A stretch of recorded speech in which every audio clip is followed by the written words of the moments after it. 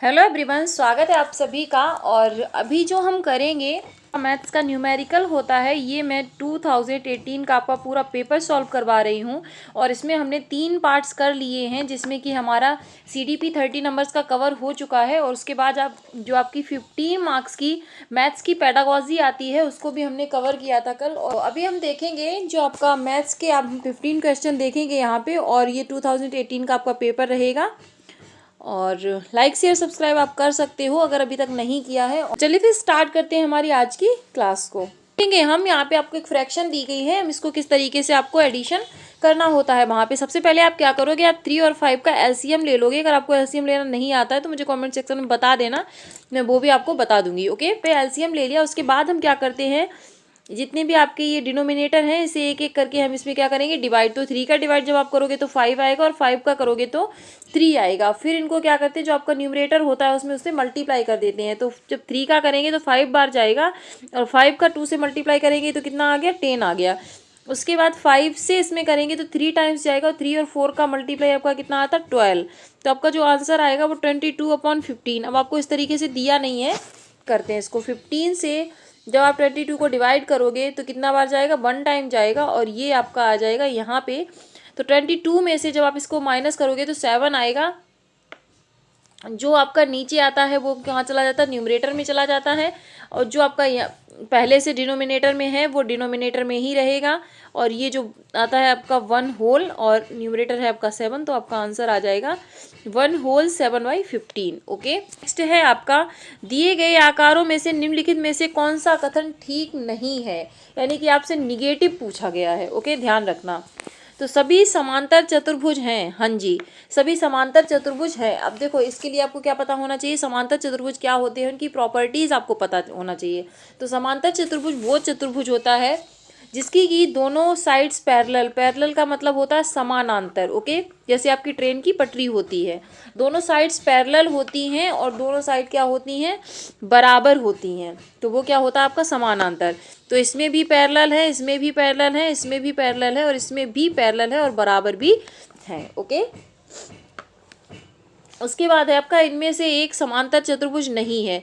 तो जब सभी समांतर चतुर्भुज हैं तो इसका अपोजिट आपका तुरंत ही क्या हो जाएगा, निगेटिव हो जाएगा, गलत हो जाएगा।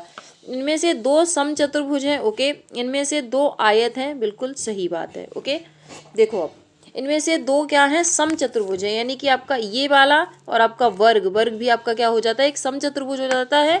और ये तो ऑलरेडी आपका समचतुर्भुज ही है। यहाँ पे 2 आयत है, तो वर्ग को आप क्या कह सकते हो, आयत भी कह सकते हो। ओके, आयत क्या होता है, आयत होता है जिसकी आमने सामने की भुजाएं बराबर हों, और एंगल्स जो हैं वो कैसे हों, 90 डिग्री के।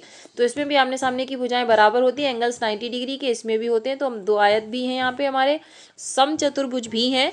तो हमारा एक ही आंसर इसमें गलत हो जाएगा, वो है आपका सेकेंड ऑप्शन, जो कि का समांतर चतुर्भुज नहीं है। ओके, चलेंगे नेक्स्ट क्वेश्चन पर। नेक्स्ट है आपका, निम्नलिखित में से कौन सा 11,000, 1100, 11 संख्या का प्रतिनिधित्व करता है। बहुत ही इजी है, करते हैं। 11,000 तो 11,000। ओके, उसके बाद है आपका 1100, यानी कि 1100। उसके बाद है 11, इनको ऐड कर देंगे हम तो हमारे पास आएगा 1 1 1 1 एंड 1 2 और 1 12 ट्रिपल 1, यानी कि 12 ट्रिपल 1। आंसर आपका कौन सा हो जाएगा, सेकेंड वाला। चलेंगे नेक्स्ट क्वेश्चन पर। नेक्स्ट है आपका, बिंदु ए और बी नीचे दिखाई गई नंबर रेखा पर संख्याओं का प्रतिनिधित्व करते हैं। ओके, यानी कि हमें क्या दिया है, यहाँ पे एक नंबर लाइंस दी है, वहाँ पर ये क्या कर रहे हैं, ये जो ए और बी हैं नीचे दिखाई गई रेखा का प्रतिनिधित्व करते हैं। Okay, the distance between the points A and B, यानी कि आपसे क्या पूछा गया है, ए और बी के जो बीच की दूरी है वो आपसे पूछी गई है। ओके, तो यहाँ पे हम क्या करेंगे, यहाँ पे हम देखेंगे, यहाँ आपका कितना है, 25,000 लिखा हुआ है, यहाँ पे आपका 39,000 यानी कि 39,000 लिखा हुआ है। तो हम देखते हैं इनके बीच में आपके जो बिंदु हैं वो कितने हैं। तो 1 2 3 4 5 6 7, यानी कि आपका जो यहाँ से लेके और आपका यहाँ तक है वो गैप कितना है, 7 है। ओके, अब हम क्या देखेंगे कि इनके और इनके बीच में डिफरेंस कितना है। तो 39,000 में से आपका 25,000 जाएगा तो कितना बचेगा, 5 इधर हो गया और 9 उधर, 9 5 14, यानी कि 14,000 आपका यहाँ पे क्या होगा, बचेगा। तो जब आप 14,000 को 7 से डिवाइड करोगे तो आपके जो हर एक जो खाने की यानी कि पॉइंट से पॉइंट तक की जो वैल्यू है वो कितनी आ जाएगी आपकी, 2,000 यहाँ पे आ जाएगी। ओके, यहाँ से यहाँ तक का देख लेते हैं इनकी वैल्यू कितनी आती है, इसको याद रखना कि इसकी वैल्यू कितनी आई थी, 2,000। अब हम देखते हैं यहाँ से यहाँ तक कितना है, तो 1 2 3 4 5 6 7 8 9 10 11, कितना है आपका यहाँ पे, 11 है आपका। और यहाँ पे आपका जो डिफरेंस है उसको देख लेते हैं हम, 61,000 में से 39,000 जाएंगे तो कितने बचने वाले हैं। तो यहाँ पे देखते हैं हम, 0 61 39 40 और 40 के बाद 60 तक 20 आपका वो, यानी कि 22,000 कितना बचेगा, 22,000 आपके यहाँ पे यूनिट हो रहा है इनका बीच का डिफरेंस। तो 11 दूनी 22, यानी कि यहाँ पर भी आपका जो पर यूनिट का आपका यानी कि एक खाने का जो आपका इतना यहाँ डिफरेंस आया कितना है, 2,000 ही है, यानी कि सेम है। अब हम ए से बी के बीच के क्या कर लेंगे, काउंट कर लेंगे कितने इसमें खाने आ रहे हैं और उसके हिसाब से हम यहाँ पे उसको सीधा मल्टीप्लाई कर देंगे। तो देखते हैं हम कि यहाँ से यहाँ तक कितना है, ए से लेके तो 1 2 3 4 5 6 7 8 9 10 11, कितना है आपका, 11। तो 11 जब आपके खाने हैं और एक की वैल्यू 2,000 है तो ए से लेके बी तक की आपकी जो वैल्यू हो जाएगी वो कितनी हो जाएगी, 22,000। ओके, तो आपका बेसिक क्लियर होना चाहिए, यानी कि आपको क्वेश्चन देख के डरना नहीं है और क्वेश्चन ज़्यादा टफ वहाँ पे न्यूमेरिकल में नहीं पूछे जाएंगे आपसे। तो आपका 4th ऑप्शन यहाँ पे सही हो जाएगा। ओके, चलेंगे अपने नेक्स्ट क्वेश्चन पर। नेक्स्ट है आपका, ये इतनी चीनी से इतनी चीनी के कितने पैकेट बनाए जा सकते हैं, यानी कि आपके पास कितने हैं, आपके पास 10 रुपये हैं और 10 रुपये में 2 रुपये के कितने सिक्के बन सकते हैं। तो सीधा सीधा हम डिवाइड करते हैं कि नहीं करते हैं, इसी तरीके से आपको यहाँ पर भी करना है। तो क्या करना है, तो इसको हम यहीं पे सॉल्व कर लेते हैं। 4 तिया 12, 1 13, 13/4 यानी कि 13/4। उसके बाद आपको क्या करना है, अपॉन, तो 1/16, 1/16। तो जब इस तरीके से आप क्या करोगे, फ्रैक्शन को सॉल्व करोगे तो हम क्या करते हैं, बाहर बाहर का मल्टीप्लाई कर लेते हैं और अंदर अंदर का। ओके, तो इससे जो हमारा आ जाएगा 13 × 16 अपॉन कितना आ जाएगा, 4। अब हम इसको कट कर लेंगे तो 4 4 जा कितना होता है, 16। तो 13 4 जा होता है आपका 52, यानी कि आपके जो पैकेट्स बनाए जा सकते हैं 52 आंसर में है। फर्स्ट वाला आंसर आपका क्या हो जाएगा, यहाँ पे सही हो जाएगा। ओके, तो बहुत इजी है ये फ्रैक्शन वगैरह, आप इनको आराम से कर सकते हो। ओके, देखिए अपने नेक्स्ट क्वेश्चन को, हरीश ने 18 40, मैंने आपको जब भी आपके जो ईवीएस का सेक्शन है उसमें भी इस टाइप से आपके 100% क्वेश्चन आपसे पूछा जाएगा और मैथ्स में भी देखो पूछा गया है। मैंने आपको हमेशा ये चीज़ बताई, 18 40 का मतलब क्या है, 18 40 का मतलब होता है 12 और 6 18, यानी कि 6:40 PM, क्या है, PM। ओके, उसके बाद 22:20 यानी कि 10:20 तक उसने यात्रा की है। तो टाइम पूछ रहा है कितना लगा, तो 1 घंटे में 60 मिनट्स होते हैं, तो आपके 3 घंटे 40 मिनट यानी कि उसने क्या की है, यात्रा को किया है। ओके, चलेंगे नेक्स्ट क्वेश्चन पे। नेक्स्ट है आपका 200 ml और 300 ml माप वाले बर्तनों का उपयोग कर 200 ml आयतन की एक बाल्टी भरनी है। कितने की 2000 ml की भरनी है। आपकी बाल्टी कितनी भरनी है, 2000 ml की। ठीक है, अब ये क्या कह रहे हैं हमसे, आयतन की एक बाल्टी भरनी है, 200 ml और 300 ml के बर्तनों द्वारा क्रमशः बाल्टी भरने के लिए बर्तनों के निम्न के संयोजन में से कौन सा सही नहीं है, कौन सा सही नहीं है। निगेटिव पूछा है, पॉजिटिव नहीं पूछा है, इस चीज़ पे विशेष ध्यान रखिएगा। ओके, तो देखेंगे हम, आपके पास 200 और 300, तो 200 का मल्टीप्लाई करोगे 1 से तो 200 हो जाएगा और 6 से करोगे 3 का, कितने से करोगे, 6 से करोगे 3 का, तो 6 × 3 यानी कि 300, तो 6 × 18 यानी कि 2000 आपकी क्वांटिटी हो जाएगी। तो ये ऑप्शन आपका यहाँ पे सही है। चेकआउट करेंगे हम अपने नेक्स्ट ऑप्शन को, तो 4 दूनी 8 और 4 तिया 12, यानी कि इनका देखो डायरेक्ट इनसे मल्टीप्लाई कर देना, क्योंकि इतने इतने के बर्तन है ना, तो इतनी यूनिट इतनी बार डाला जाएगा। तो सेम क्या करेंगे हम, मल्टीप्लाई कर देंगे।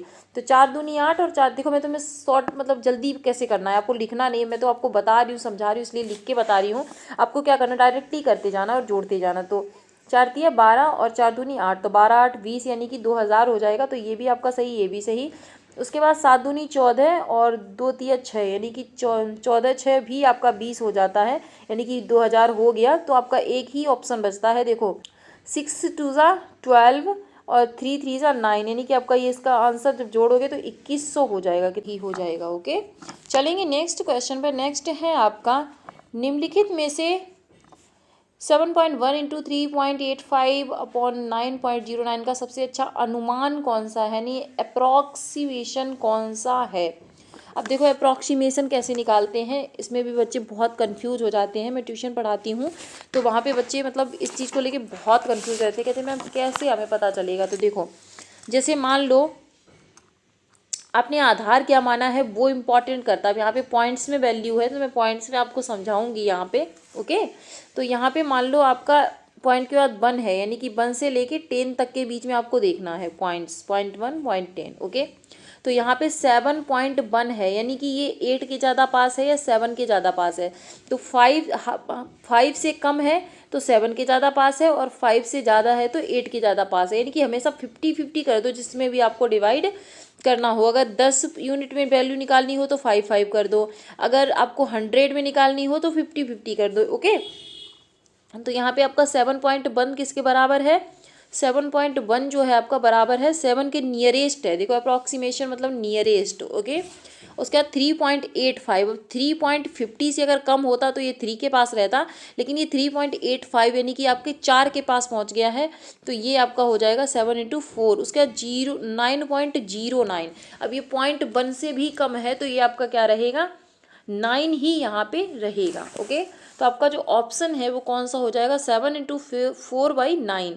तो आपका सेकेंड ऑप्शन यहाँ पे सही हो जाएगा। इस तरीके से आप क्या निकाल सकते हो, नियरेस्ट या अप्रोक्सीमेशन वहाँ पे निकाल सकते हो। देखेंगे नेक्स्ट क्वेश्चन को। नेक्स्ट है आपका, यदि ग्रिड में एक छोटा वर्ग 4 इकाइयों का है तो ग्रिड पर बनाए गए आयत का परिमाप क्या होगा। यानी कि छोटा एक वर्ग जो है वो 4 वर्ग इकाइयों का है, मतलब कि 4 वर्ग इकाई का मतलब है उसका जो स्क्वायर का ग्रिड यानी कि एरिया, तो एरिया बराबर क्या होता है स्क्वायर का, ए स्क्वायर। तो ए स्क्वायर यानी कि 4 बराबर ए स्क्वायर, तो ए बराबर कितना आ जाएगा, 2 2 4 यानी कि 2√4 मान लो उसको। ओके, तो 2 आ गया आपका। अब ये यानी कि जो आपका एक यहाँ से यहाँ तक ये आपका क्या दिख रहा है, ये आपको ये इतना दिख रहा है ना, ये एक, तो ये कितने का है, 2 का है। तो इसी हिसाब से आप गिन लो, 2 4 6 8 10 12 14 16 18 20 22 एंड 24। देखो आपका वो क्या होता है, पेरीमीटर होता है किसी एक स्थान को जो पूरा कवर कर ले। मतलब एक आप यहाँ से चले, एक बिंदु से चले, आपने यहाँ से लेके यहाँ तक, मतलब ये खेत है तो यहाँ पे आप आ गए वापस, तो ये आपका क्या हो गया, यानी कि स्टार्टिंग पॉइंट से जहाँ से चले थे वहाँ पहुँच जाओ, तो वो आपका क्या हो जाता है, पेरीमीटर। वहाँ पे क्या आ जाएगा आंसर आपका 24 इकाइयाँ। ओके, चलेंगे नेक्स्ट क्वेश्चन पर। नेक्स्ट है आपका, एक बच्चे ने 5 विषयों में से प्रत्येक में 75 अंक प्राप्त किए, बच्चे द्वारा प्राप्त अंकों की माध्यिका ज्ञात कीजिए। देखो आपको शॉर्टकट भी बताऊंगी, आपको लॉन्ग कट भी बताऊंगी, किस तरीके से आपको वहाँ पे चीज़ों को पकड़ना है। तो उसने क्या किया, 75 अंक सब में प्राप्त किए। माध्यिका का मतलब, माध्यिका का जो आप होता है n+1, n होता है आपकी जितनी संख्याएं हैं वहाँ पे, तो 5 बार है ना, तो n 5 हो गया आपका, n+1 y2 में पद का मान। ओके, ये होता है आपका जब विषम संख्या यानी कि ऑड नंबर हो। कितना है, n है हमारा 5 + 1 y2 यानी कि 6/2 का 2 3 जा 6, यानी कि तीसरा जो पद होगा वो आपका क्या हो जाएगा, आपकी माध्यिका वहाँ पे हो जाएगा। और तीसरा पद आपका जब इसमें तो सब सारे की सारे 75 ही हैं, तो आपका ये भी 75 ही हो जाएगा, है ना। तो आपका आंसर जो इसमें हो जाएगा फर्स्ट हो जाएगा। अब देखना माध्यिका क्या होती है। सबसे पहले उसने क्या किया, 5 विषयों में से प्रत्येक में अगर सब में बराबर अंक कभी प्राप्त किए हों तो आपकी माध्यिका क्या है, वही हो जाएगी। ओके, ये आपकी क्या हो गई, शॉर्ट ट्रिक हो गई। फर्स्ट ऑप्शन आपका यहाँ पे सही हो जाएगा। चलेंगे नेक्स्ट क्वेश्चन पर। नेक्स्ट देखेंगे हम, गए ठोस को निम्न में से किसको मोड़कर बनाया जा सकता है। अब यहाँ पे आपकी रीजनिंग और आपकी शार्पनेस काम आएगी।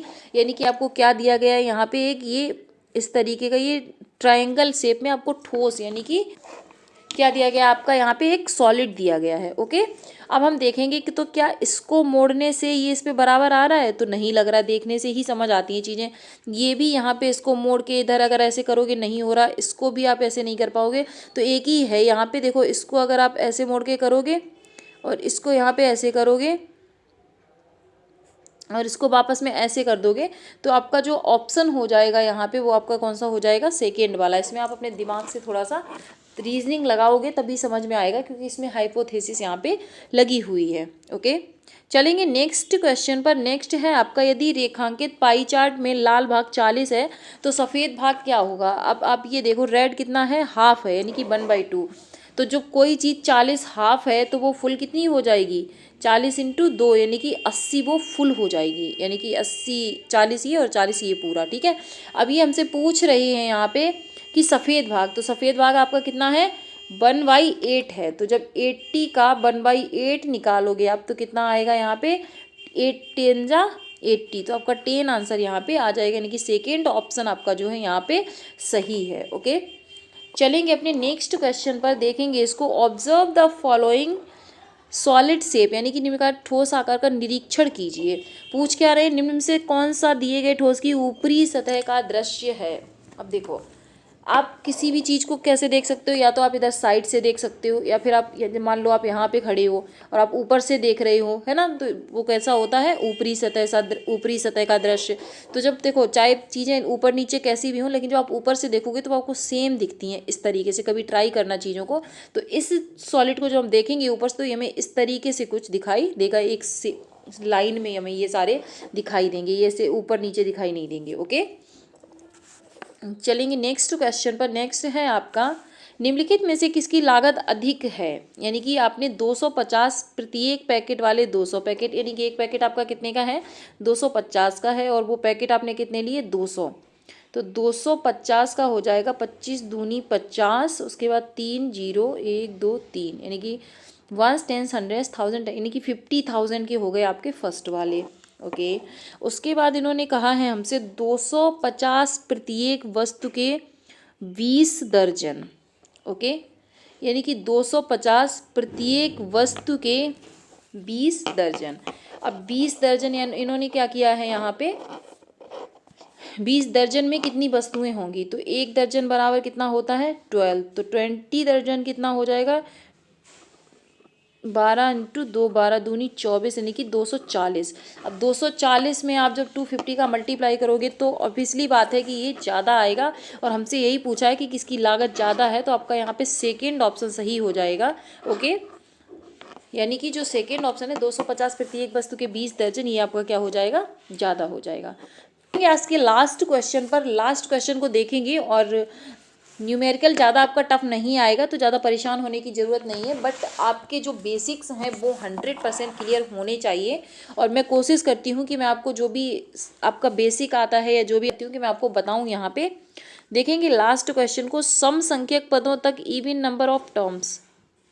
अगर देखो ये अगर ऑड होता, क्या होता, ऑड होता, तो आपका लास्ट में 1, पहले प्लस का 1 है फिर -1 है, मान लो ये कट गया, फिर प्लस का 1 है फिर -1 है तो ये भी कट गया, फिर प्लस का 1 है फिर -1 है तो ये भी कट गया। अब मान लो ये अगर ऑड नंबर तक चलता तो ये +1 आपका आंसर यहाँ पे आ जाता, बट ये हमारा क्या है, इवन नंबर्स तक, यानी कि 2 के जोड़े में आएगा तो प्लस और माइनस यहाँ पे कटता जाएगा। तो आप, आई होप आपको समझ आ गई होगी कि ये क्या कहना चाह रहे हैं। तो आंसर आपका यहाँ पे क्या आ जाएगा, 0 आ जाएगा। और आई होप आपको सेशन पसंद आया होगा, मैंने अपनी तरफ से पूरी कोशिश की है ताकि मैं आपको समझा सकूं। और लाइक शेयर सब्सक्राइब कर दीजिएगा आप लोग। अगर सेशन पसंद आया है तो कमेंट सेक्शन में मुझे लिख के बता सकते हो। थैंक्स फॉर वॉचिंग, मिलते हैं एक नेक्स्ट वीडियो में कुछ मोस्ट इंपॉर्टेंट क्वेश्चंस के साथ। तब तक के लिए आप सभी अपना ध्यान रखिएगा और अपनी पढ़ाई को, अपनी प्रैक्टिस को कंटिन्यू रखिए। करेक्शन की डेट आ चुकी है, तो करेक्शन अगर आपको करना है तो जल्दी से जल्दी उसको कर दीजिए, क्योंकि फिर बाद में हो सकता है कभी साइट नहीं खुलती है और भी बहुत सारी प्रॉब्लम्स हो जाती हैं, तो आपको सबसे पहले वहाँ पे करेक्शन अपना करना है। ओके, थैंक्स फॉर वॉचिंग, जय हिंद।